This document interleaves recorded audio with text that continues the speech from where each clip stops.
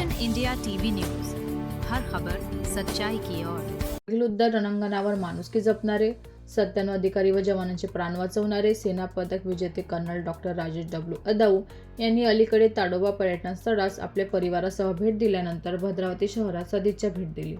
त्यांच्या या भेटीचे औचित्य साधून भद्रावतीतील मान्यवरांनी त्यांच्या शौर्यपूर्ण कार्याचा भव्य सत्कार केला।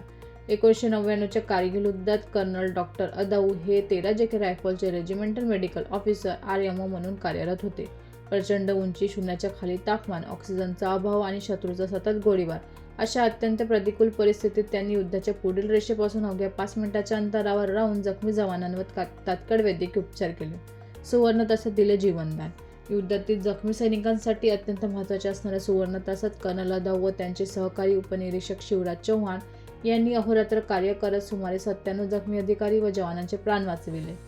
रक्तस्राव रोखणे, श्वसन स्थिर करणे, तातडीचे प्रथमोपचार व मनोबल वाढवणे अशी महत्त्वाची जबाबदारी त्यांनी चोखपणे पार पाडली।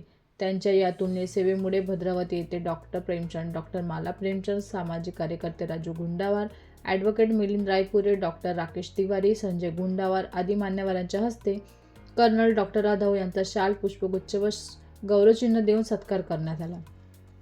यावेळी उपस्थितांनी कारगिल युद्धातील त्यांच्या योगदानाची माहिती उपस्थितांना दिली।